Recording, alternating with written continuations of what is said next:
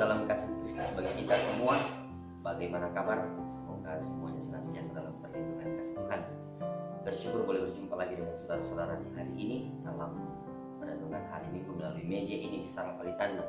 Kita akan bersama-sama merenungkan sabda Tuhan dari kitab Markus pasal 8 ayat 31 sampai yang ke 38. Markus pasal 8 ayat 31 sampai yang ke 38. Sebelum kita merenungkan sabda Tuhan, mari kita berdoa.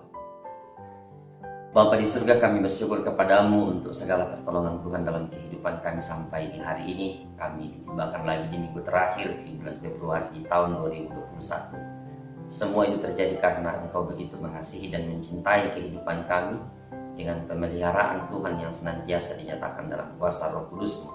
Kiranya kami senantiasa hidup dalam memuliakan nama Tuhan. Kami akan merenungkan lagi sabda-Mu melalui perjumpaan ini di media Bicara Palitanda.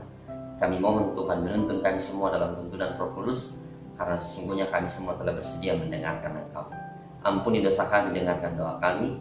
Di dalam Yesus Kristus kami berdoa kepada Bapa di surga. Amin. Markus pasal 8 ayatnya yang ke-31 sampai yang ke-38, sabda Tuhan berkata demikian. Kemudian mulailah Yesus mengajarkan kepada mereka bahwa anak manusia harus menanggung banyak penderitaan dan ditolak oleh tua-tua, imam-imam kepala dan ahli Taurat, lalu dibunuh dan bangkit sesudah 3 hari. Hal ini dikatakannya dengan terus terang, tetapi Petrus menarik Yesus ke samping dan menegur dia. Maka berpalinglah Yesus dan sambil memandang murid-muridnya, ia memarahi Petrus, katanya, "Enyahlah iblis, sebab engkau bukan memikirkan apa yang dipikirkan Allah, melainkan apa yang dipikirkan manusia." Lalu Yesus memanggil orang banyak dan murid-muridnya dan berkata kepada mereka, "Setiap orang yang mau mengikut aku, ia harus menyangkal dirinya, memikul salibnya, dan mengikut aku. Karena siapa yang mau menyelamatkan nyawanya, ia akan kehilangan nyawanya. Tetapi barang siapa kehilangan nyawanya karena aku dan karena Injil, ia akan menyelamatkannya. Apa gunanya seorang memperoleh seluruh dunia, tetapi ia kehilangan nyawanya? Karena apakah yang dapat diberikannya sebagai ganti nyawanya? Sebab barang siapa malu karena aku dan karena perkataanku di tengah-tengah angkatan yang tidak setia dan berdosa ini, anak manusia pun akan malu karena orang itu apabila ia datang kelak dalam kemuliaan Bapanya diiringi malaikat-malaikat kudus." Amin, firman Tuhan. Pengakuan yang utuh, itu tema perenungan kita pada hari ini. Pengakuan yang utuh. Saudara-saudara yang sama dikasihi Tuhan, kita kalau bicara soal pengakuan, tentu kita akan mengaku sebagai apa?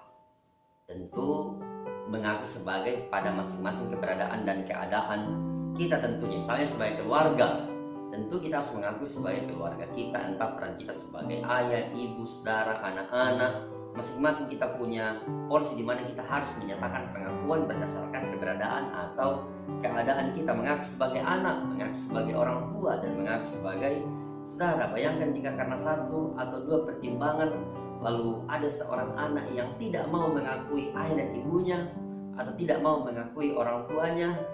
Tentu saudara-saudara dan kita semua mengingat kisah maling kundang yang tidak mau mengakui ibunya, pada akhirnya dia menjadi batu. Kalau sekarang orang mungkin tidak mengakui ayah dan ibunya, tidak akan jadi batu, tapi mungkin jadi bangkrut, bankrupt karena segala sesuatu atau satu dan lain hal. Bayangkan jika karena 1 atau 2 pertimbangan lalu orang tua tidak menyatakan pengakuannya atau tidak mengakui anaknya. Meskipun ini agak jarang terjadi ya, orang tua tidak mengakui anaknya. Yang ada adalah justru kadang-kadang orang memperebutkan dan mempeributkan siapa yang punya hak pada seseorang anak, hak asuh anak, dan seterusnya. Meskipun dalam pengisian banyak data juga ini yang menarik ya, selalu ada permintaan untuk menuliskan siapa nama ibu kandung. Agak jarang kita, misalnya data itu bersifat rahasia, sensitif, dan seterusnya, kita ditanyakan soal siapa nama ayah kandung. Tentu itu punya pertimbangan tersendiri-sendiri, tapi yang pasti adalah setiap pengakuan itu pasti ada alasannya, ada dasarnya, dan ada motif dibalik mengapa harus mengakui sebagai seorang ayah, sebagai seorang anak, sebagai seorang tua, atau sebagai seorang keluarga. Atau jika kita misalnya sebagai orang Toraja, lalu keberadaan kita sebagai bagian dari sebuah tongkonan tidak diakui, wah, itu bisa menjadi sebuah masalah besar yang melahirkan perpecahan keluarga. Misalnya sebagai pasangan, suami istri, istri suami, dan seterusnya, bukan barang baru. Sering orang tidak mengakui pasangannya. Wah, mungkin ini jarang terjadi, tapi bukan hal baru bahwa ini sering terjadi. Atau malah mungkin mengakui pasangan orang lain sebagai pasangannya. Pasangannya dia diakui, tapi pasangan orang lain diakui sebagai pasangannya. Lahirlah perpecahan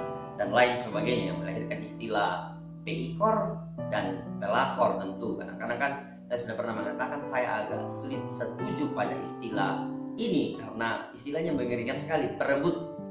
Tapi ya mungkin tentu orang punya alasan sendiri untuk mengatakan bahwa hal tersebut tidak baik. Peikor atau pelakor itu kalau istri atau suami atau laki orang. Nah, kalau kekasih atau pacar entah apa istilahnya, silakan buat sendiri. Tapi yang pasti bukan peparu, purai karuku atau pepayu. Nah, atau kalau misalnya dalam hal-hal tertentu sebagai orang Toraja, adakah orang yang malu mengakui dirinya sebagai orang Toraja karena terlalu kentara E-nya kalau bicara. PPGT bilangnya PPGT, PWGT bilangnya PWGT, dan seterusnya. Karena saking takutnya dikenal sebagai orang Toraja, malas atau malu mengakui dirinya sebagai orang Toraja. Kadang-kadang kan dikatakan begini, kita orang Toraja itu punya wajah-wajah karakter tertentu yang diasosiasikan kadang-kadang dengan sayur tertentu atau daging-daging tertentu. Itu hal lain. Tapi prinsipnya adalah seseorang yang mengaku sebagai orang yang sudah punya anak, punya keluarga, sebagai pasangan tentu harus memiliki sikap yang menggambarkan atau sepadan, selaras dengan apa yang diakui sebagai identitasnya. Jadi dia mengaku sebagai seorang suami tentu berperilaku sebagai seorang suami, sebagai seorang ayah mesti menyatakan pengakuan itu, atau dalam tingkah lakunya harus tergambarkan bahwa dia memang mengakui itu. Itu yang menjadi catatan prinsip dari sebuah pengakuan. Pengakuan itu mesti dibarengi atau diikuti oleh sebuah tindak tanduk perilaku yang menggambarkan apa yang diakui sebagai sebuah keberadaan dirinya. Nah, kalau kita bicara sebagai seorang pengikut Kristus, Kristen atau orang yang percaya kepada Yesus, pada saat mana kita mengaku sebagai seorang Kristen? Pada waktu mana? Pada saat kapan? Dan dalam bagaimana? Mestinya kan kita akan mengatakan, maka kalau kita mengaku sebagai seorang pengikut Kristus, Jesus followersnya itu, maka kita akan mengatakan pada segala tempat, pada segala situasi, pada segala keadaan kita harus menyatakan pengakuan itu. Entah melalui pengakuan secara verbal atau pengakuan secara tindakan, kan seperti itu. Bukan hanya pada tempat-tempat tertentu, tempat-tempat yang kita katakan aman, misalnya di gereja, di persekutuan kita mengatakan bahwa pengakuan itu ada di situ. Tapi pengakuan yang mesti dinyatakan sebagai seorang pengikut Kristus atau gereja adalah ya tentu dalam segala keadaan. Nah, semua tentu kita sudah tahu menurut catatan sejarah yang ada kan, pengakuan sebagai seorang percaya kepada Yesus itu pengakuan sebagai seorang yang memiliki iman Kristen itu kan di masa-masa tertentu telah melahirkan berbagai macam penindasan, telah melahirkan berbagai macam penderitaan, penganiayaan yang hebat. Pengakuan sebagai seorang yang percaya kepada Kristus, banyak catatan-catatan yang menunjukkan itu. Namun di masa yang lain juga pengakuan sebagai seorang yang percaya kepada Kristus juga telah melahirkan berbagai kesuksesan karir, bahkan jalan menuju meraih kejayaan hidup. Jadi pengakuan sebagai Kristen di satu sisi di banyak catatan telah melahirkan banyak penganiayaan pada orang yang mengaku. Tapi di sisi lain juga sejarah mencatat itu juga menjadi semacam tiket, semacam jalan tol untuk meraih kejayaan atau kesuksesan di abad-abad setelah abad-abad kedua, ketiga, ketika misalnya Konstantinus Agung itu menjadikan Kristen sebagai agama negara tahun-tahun 300-an ke atas itu kan, jadinya agama Kristen menjadi agama yang dinyatakan sebagai wajib bagi seluruh kekaisaran Romawi, maka dia menjadi semacam apa ya, jalan tol untuk hidup di pemerintahan, menjadi semacam tiket kalau kita ingin mendidik karir dan seterusnya. Bahwa tentu itu silih berganti terjadi sampai hari ini, ya memang itu mesti kita akui. Tapi sekali lagi, pengakuan sebagai seorang Kristen tentu kadang-kadang menuju kepada sesuatu yang pernah sifatnya menderita, tapi pernah juga sifatnya justru menjadi pemberi penderitaan. Nah, bagi orang lain kita tidak bisa memungkiri itu. Kita tentu sudah sangat paham dengan baik, kita ini semua adalah orang-orang yang harus mengakui diri sebagai gereja. Kita harus akui itu bahwa kita adalah gereja. Gereja bukanlah gedungnya kan, gereja adalah orangnya. Pengakuan yang paling dasar dari eksistensi kehidupan kita adalah yaitu saya mengakui pengakuan saya sebagai seorang pribadi yang disebut gereja. Nah, kita sudah paham gereja adalah orang yang dipanggil keluar dari kegelapan masuk ke dalam terang Allah yang ajaib. Kita sudah semua paham itu dan kita harus mengakui itu, kita dipanggil keluar dari gelap. Namanya saja dipanggil keluar dari gelap, masuk ke dalam terang. Ada perpindahan identitas, ada perpindahan tempat, ada perpindahan warna dari gelap ke terang. Bukan soal warna kulit ya, tentu kita tidak bicara soal itu. Harus mengakui hal ini tentunya. Kita dipanggil keluar dari gelap, masuk ke dalam terang. Ada perubahan identitas di sana, dan itu identitas kita sebagai anak-anak terang. Namanya juga anak terang, tentu kita juga harus menghidupi terang itu. Nah, apa identitas sebagai anak terang menurut bacaan kita tadi? Apa pengakuan sebagai anak terang menurut bacaan kita tadi? Kalau misalnya kita berkaca pada Markus pasal yang kita baca tadi ini, maka Yesus mengatakan dalam ayat yang ke-34, setiap orang yang mau mengikut aku, ia harus menyangkal dirinya, memikul salibnya dan mengikut aku. Jadi ada orang yang ingin berpindah ke dalam terang dan tugasnya adalah mengikut Yesus, menyangkal diri, memikul salib dan mengikut Dia. Itu perubahan identitasnya. Yang pertama dalam kegelapan dimasukkan ke dalam terang, tapi di dalam terang tugasnya adalah mengikut Yesus, menyangkal diri, memikul salib. Itu kan menjadi sebuah perubahan yang mesti direnungkan secara mendalam.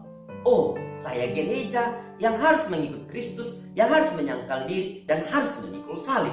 Ini sesuatu yang menarik untuk kita renungkan. Nah, jika saudara-saudara memperhatikan beberapa bagian sebelumnya, di ayat sebelum ayat 34 itu kan kita bisa melihat ada teguran Yesus kepada Petrus di ayatnya yang ke-32 sampai 33. Apa dasar atau alasan Petrus mengikut Yesus? Kan begitu, kita bisa bertanya seperti itu. Apa dasar Petrus menjadi orang yang kemudian berubah identitasnya dari penjala ikan menjadi penjala manusia? Kita tahu itu.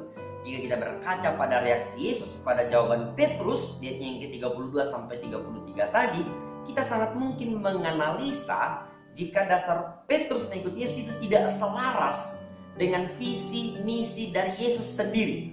Jadi ketika Yesus mengatakan bahwa Dia akan menderita dan seterusnya diserahkan ke tangan-tangan imam-imam kepala dan ahli-ahli Taurat, itu visinya ternyata ada ketidakselarasan visi dari apa perpindahan identitas dari yang dilakukan oleh Petrus. Itu kan menjadi sebuah perbedaan visi yang mencolok. Yesus ingin ke kanan, Petrus ingin ke kiri, atau sebaliknya Yesus ingin mengatakan ini visinya A, Petrus ingin visinya B ketika dia menolak dan menegur, atau katakanlah semacam melarang. Tapi Kristus kemudian menyatakan tidak bisa.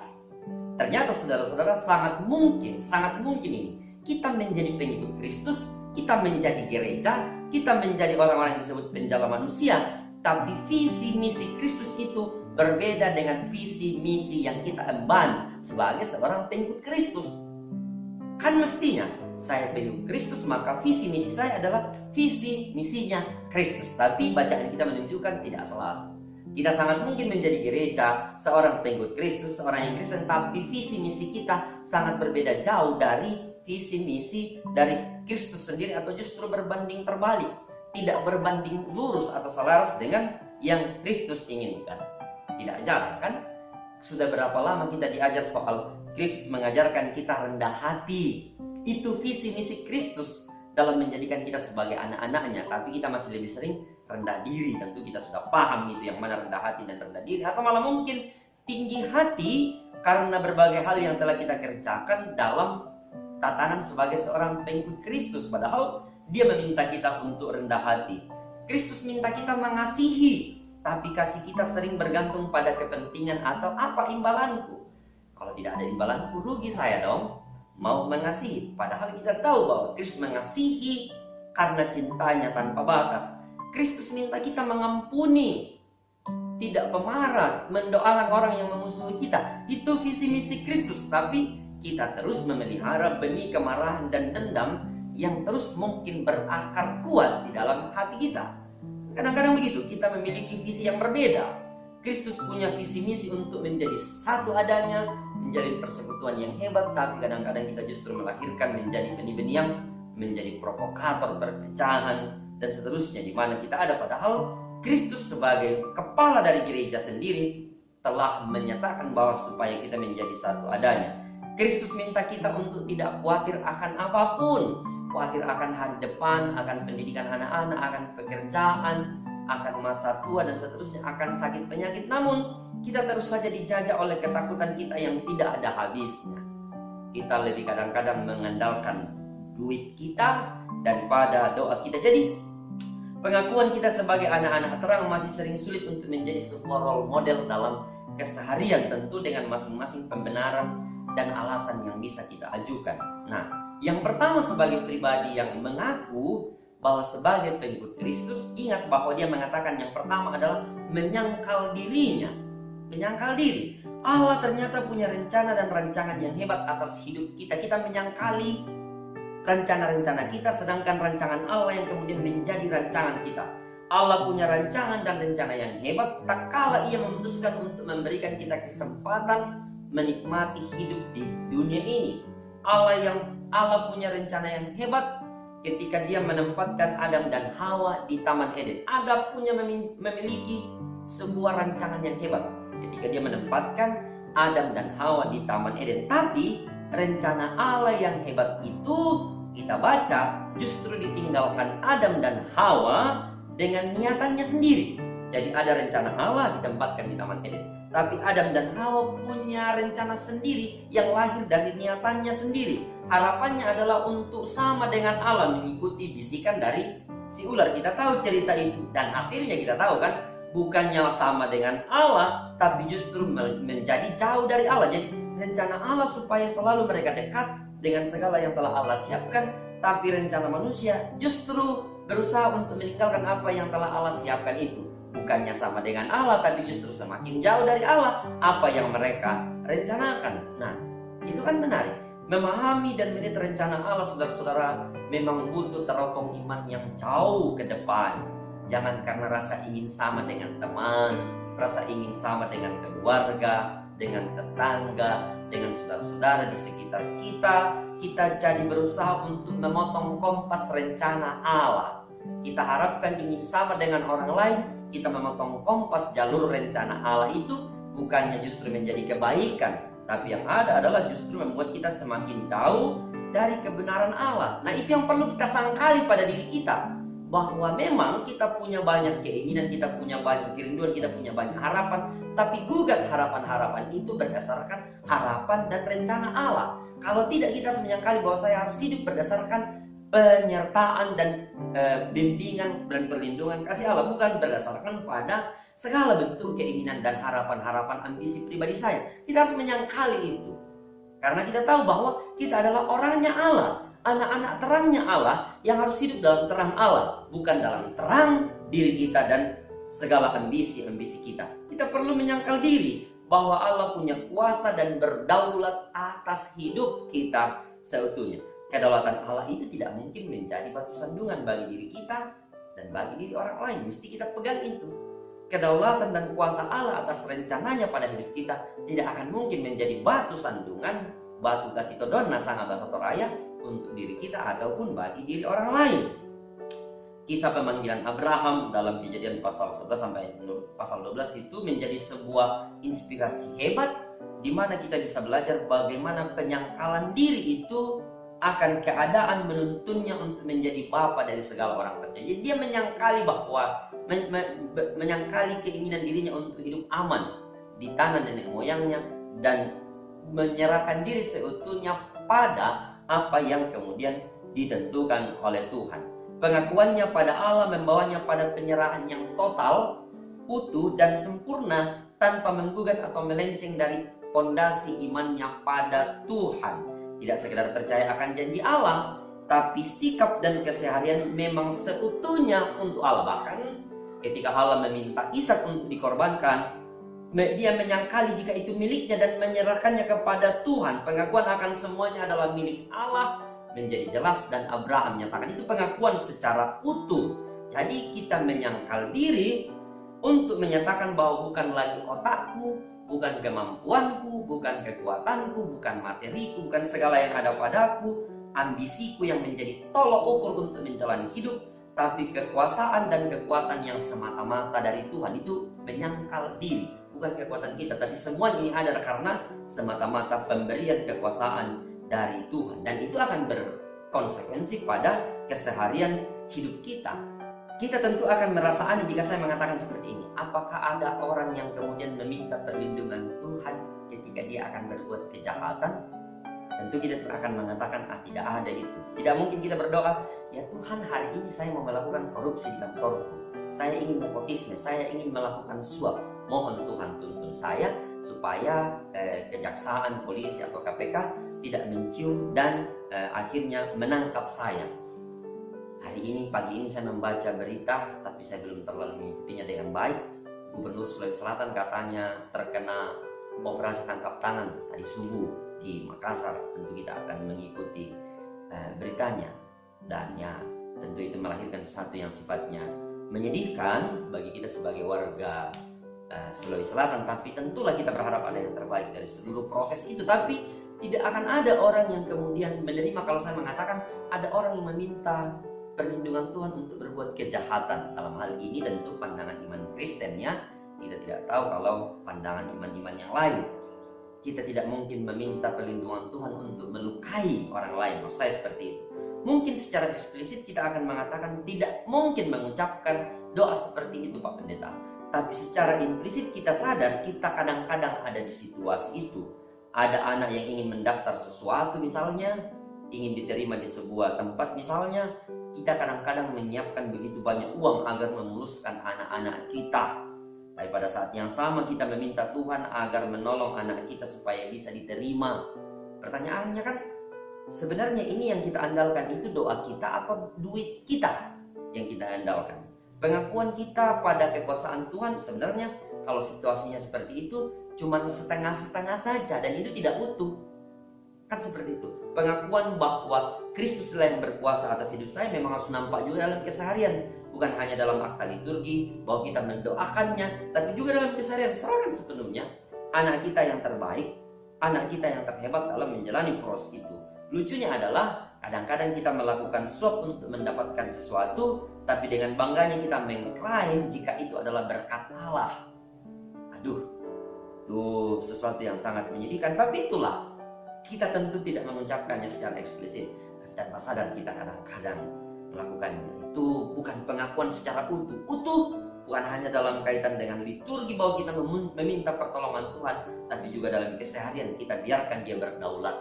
Kita mengerjakan bagian kita secara terbaik dengan hebat, tapi tidak perlu dengan pertolongan-pertolongan lain dengan suap dan banyak hal lain. Yang kedua, memikul salibnya. Kita harus tahu bersama yang disebut dari salib itu sendiri, dan saya pikir kita semua sudah paham itu. Salib itu penuh perjuangan, salib itu penuh penderitaan, salib itu penuh caci maki, penuh darah, penuh pengkhianatan, penuh tangisan kesedihan, dan lain sebagainya. Jadi kita tidak bisa mengakui diri sebagai followersnya Jesus jika kita tidak bersedia memikul salib. Kan begitu, jadi menyangkal diri, memikul salib. Hanya ingin menerima yang baiknya dari Tuhan, tapi tidak mau memikul salibnya. Wah, berabe itu. Lalu tidak ingin menikmati salib Tuhan, itu pengakuan iman yang setengah-setengah. Tidak utuh. Tidak bisa demikian. Jalan hidup Kristus adalah jalan hidup kita. Jalan penderitaan Kristus adalah juga jalan penderitaan kita. Jadi kita juga harus mengakui itu bahwa Kristus sebagai bagian dari hidup saya dan saya adalah bagian dari hidup Kristus, maka jalan hidupnya yang via dolorosa itu juga adalah jalan hidup saya secara khusus. Kalau misalnya kita sudah akan masuk dalam minggu-minggu Prapaskah sepanjang minggu ini dan beberapa minggu lain ke depan, apakah kalau kita mengatakan bahwa jalan hidup Kristus itu adalah via dolorosa, jalan penderitaan, maka sepanjang hidup kita ada dalam tatanan penderitaan melulu? Tentu tidaklah demikian. Tapi ini bicara soal memang beratnya hidup selalu dalam rancangan dan rencana Tuhan. Karena dunia sekitar kita justru selalu menawarkan hal yang berbanding terbalik dengan rancangan dan rencana Tuhan itu sendiri. Dia selalu menawarkan sesuatu yang berbeda, yang kadang-kadang menurut kasat mata kita lebih indah, lebih baik, menurut perhitungan kita lebih hebat, padahal ujungnya adalah kecelakaan. Nah, rancangan Tuhan kadang-kadang di kasat mata kita sulit, tidak ada tanda-tanda kebaikan, tapi ujungnya adalah justru kehidupan yang tidak ada taranya. Nah, ini yang penting. bahwa kita harus memikul salib, dalam arti saya tahu sebagai seorang pengikut Kristus, jalan hidup saya berbeda. Sebagai seorang yang percaya kepada Kristus, anak-anak terang, saya harus mengakui bahwa saya mengakui dia sebagai orang-orang yang selalu menemani, sebagai pribadi yang akan selalu menemani saya dalam segala keadaan saya. Nah, di sisi lain, Kristus menjamin kemuliaan dan kehidupan setiap orang yang dengan gagah berani menyangkal dirinya, hidupnya maksudnya, dan memikul salibnya kapan, dimana, dan bagaimanapun keadaannya sepanjang masa. Kita menjadi mengingat salah satu kutipan Bapak Gereja yang hebat ketika dia mengatakan, telah 86 tahun saya mengabdi kepada Kristus Tuhanku dan tak sekalipun dia menyakiti aku. Masa hanya karena saya digugat imanku lalu saya mau meninggalkan dia. Jadi meninggalkan iman pada Kristus tidak harus secara verbal selalu, tapi kadang-kadang ketika kita telah melangkah menggunakan tangan, menggunakan mata, menggunakan kemampuan, menggunakan kaki keluar dari kehendak Kristus, sebenarnya kadang-kadang kita sudah tidak mengakui dia, entah di hadapan pimpinan atau di hadapan diri kita sendiri. Kita malu untuk menyatakan kebenaran karena kita merasa tidak akan mendatangkan keuntungan dan kebaikan yang menurut ukuran kita mestinya menjadi kesempatan kita. Jadi pengakuan secara utuh bukan hanya mengaku Kristus sebagai Tuhan dan Juru Selamat kita, tapi juga dalam keseharian pengakuan itu dinyatakan dalam kerja kita yang berdasarkan nilai-nilai kekristenan, nilai-nilai yang diwariskan Kristus, untuk senantiasa mewartakan Injil bagi semua orang. Tuhan memberkati hidupmu, Roh Kudus senantiasa menguatkan. Amin. Kita berdoa. Bapa di surga, kami bersyukur kepadamu, Tuhan menuntun kami untuk merenungkan sabdamu hari ini. Tuhan dimuliakan. Kami berdoa untuk seluruh pendengar renungan hari ini dalam segala keadaan mereka. Tuhan menopang mereka. Jika ada yang sakit, Tuhan sembuhkan. Jika ada yang berduka, Tuhan hiburkan. Jika ada yang dalam kekerasan hati, tentu kami percaya Tuhan terus-menerus menopang, menolong dia dengan berbagai cara Tuhan sendiri. Kami berdoa untuk pekerjaan panggilan hidup yang Tuhan karuniakan seminggu ke depan ini, secara khusus untuk memasuki bulan Maret. Tuhan berkenan menolong kami. Pemerintah kami terus kami doakan, Tuhan mengaruniakan yang terbaik. Ampuni dosa kami Tuhan, dengarkan doa kami. Di dalam Yesus Kristus kami berdoa kepada Bapa di surga. Amin. Hai guys, terima kasih sudah nonton video kali ini. Dan jangan lupa subscribe channel kali ini. Dan jangan lupa nyalakan tanda loncengnya agar kalian mendapat notifikasi dari video selanjutnya. Oh iya, jangan lupa like video kali ini dan share sebanyak-banyaknya ke teman-teman kalian semua.